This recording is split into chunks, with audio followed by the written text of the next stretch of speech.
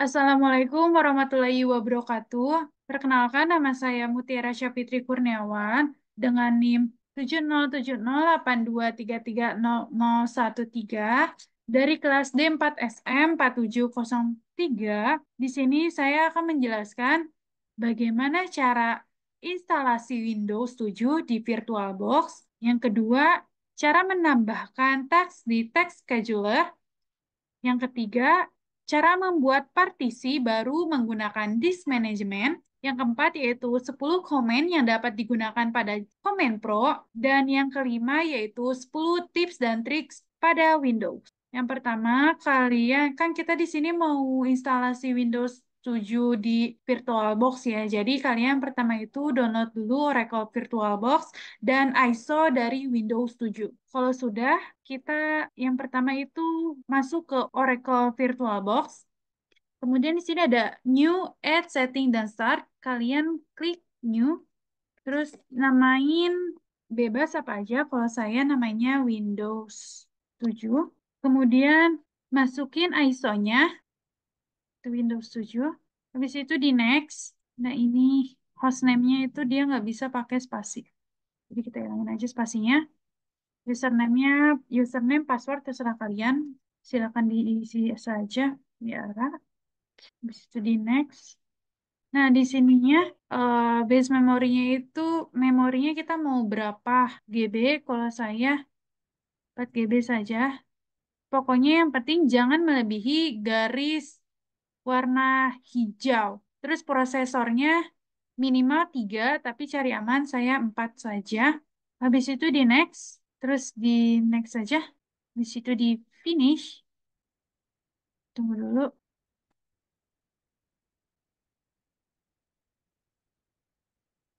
Ini sedang proses instalasi Windows 7-nya.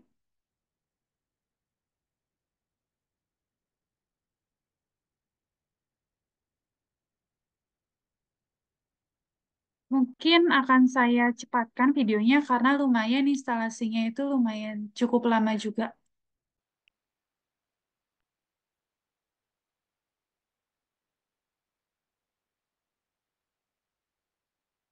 Nah, Windows 7 berhasil diinstalasi. Kemudian yang kedua yaitu cara menambahkan task di task scheduler. Yang pertama, kalian cari komputer manajemen.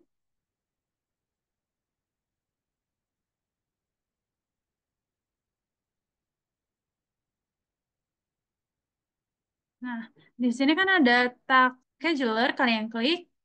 Setelah itu, create basic task.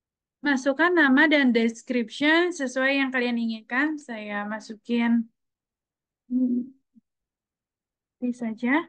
Kemudian description-nya ini hanya contoh. Kemudian kalian klik next. Kalian settingnya itu mau per hari, per minggu, per bulan, atau kapan saja terserah kalian, saya nyamannya kalian saja. Kemudian di next, kemudian pilih waktu yang kalian inginkan. Setelah itu di next, kemudian pilih start program apa yang kalian inginkan. Habis itu kalian next saja. Nah, masukin program atau script atau file yang kalian inginkan, terserah kalian, kalian mau masukin apa aja. Nah, kayak gini. Lalu setelah itu next dan finish. Dan otomatis kalian telah menambahkan task baru di task scheduler. Lalu yang ketiga, itu ada cara membuat partisi baru menggunakan disk management. Jadi yang pertama, kalian buka dulu file explorer-nya, terus di komputer. Nah, kan di sini cuma baru ada local disk C doang kan, terus kalian mau nambahin local disk yang lain. Nah, caranya itu, pertama, kalian masuk ke Windows, habis itu ketikkan run. Di run itu kalian ketikkan this mgmt.msc. Terus di oke. Nah, kalian udah masuk ke dalam disk management. Kemudian, klik kanan pada disk C. Habis itu string volume. Tunggu beberapa detik saja. Nah, kalian masukkan berapa penyimpanan yang kalian inginkan. Saya masukkan 20 GB aja. Habis itu di sync. Nah, kan di sini unallocated, kalian tinggal klik kanan, terus new simple volume, habis itu di next lagi aja, terus kalian mau simpannya di local disk apa gitu. Kalau saya saja, habis itu di next, kalian bisa pilih file system yang kalian inginkan. Ada ini FAT32 dan ada NTFS, tapi saya pilihnya NTFS saja. Habis itu di next. Habis itu di finish. Otomatis disk E sudah terbuat. Nih, mari kita cek ya.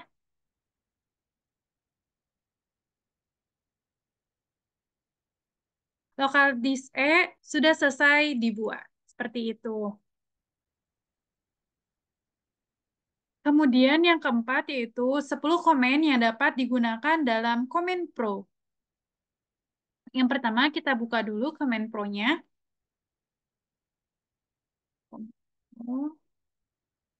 Nah, yang pertama itu ada kalkulator.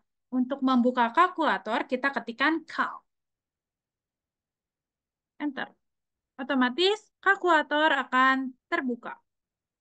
Terus yang kedua itu ada ketika kita ingin mengatur atau setting tanggal, waktu, dan zona waktu pada komputer, kita ketikkan CPL. Kemudian di enter.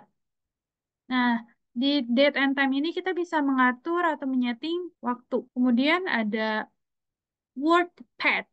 Kita tuliskan right. WordPad ini digunakan untuk membuat dokumen sederhana seperti surat, memo, laporan, atau daftar. Kemudian yang keempat ada Task Manager. Kita ketikkan Task MGR. Kemudian di enter. Nah, di Task Manager ini kita bisa lihat aplikasi yang sedang berjalan, berapa banyak memori yang sedang digunakan, dan berapa banyak daya komputer yang digunakan. Yang kelima ada Notepad. Ketika Notepad. Enter. Otomatis kita masuk ke software Notepad. Fungsinya itu untuk membuat dan mengedit file teks. Kemudian ada character map. Kita tuliskan car map. Kemudian di enter. Car map ini membantu menemukan dan memasukkan karakter khusus yang mungkin sulit untuk ditemukan di keyboard biasa. Yang ketujuh ada device manager. Kita tulisnya div mgmt.ms. Device manager ini fungsinya adalah alat yang ada di komputer untuk melihat, mengelola, dan memperbarui perangkat keras yang terhubung ke komputer. Yang kedelapan ada disk cleanup utility. Kita tuliskan clean mgr.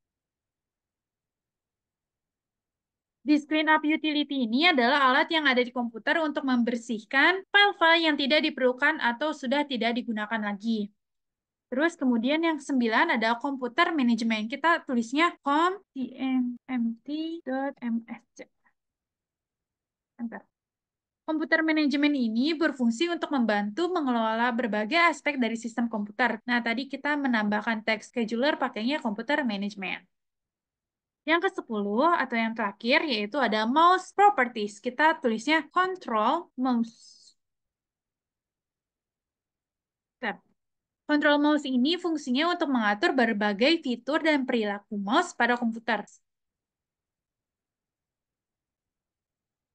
Kemudian, yang kelima adalah 10 tips dan trik pada Windows. Jadi, tips and trik pada Windows itu yang pertama ada Windows E. Windows E itu fungsinya untuk membuka file Explorer. Kemudian ada Windows I untuk membuka setting.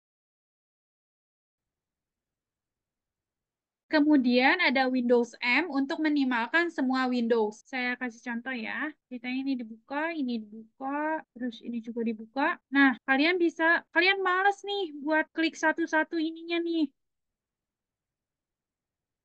Kalian bisa menggunakan Windows M. Otomatis semua akan tersimpan di taskbar. Lanjut, untuk memunculkan kembali, kalian bisa menggunakan shortcut Windows Shift M. Nah, otomatis semua program akan muncul kembali. Kemudian ada Windows P untuk memproyeksikan layar. Windows P ini berfungsi untuk mengatur tampilan layar dengan cara yang berbeda tergantung pada kebutuhan, terutama ketika kita ingin terhubung ke lebih dari satu monitor atau proyektor. Kemudian ada Windows R atau Windows Run yang fungsinya untuk meminta sistem untuk menjalankan suatu perintah. Seperti itu. Kemudian ada Windows S, fungsinya untuk membuka atau mencari fitur search. Kemudian ada shortcut untuk menciptakan virtual desktop. Kalian tinggal Windows Ctrl D. Nah, otomatis kita berpindah ke desktop 2. Windows Ctrl D.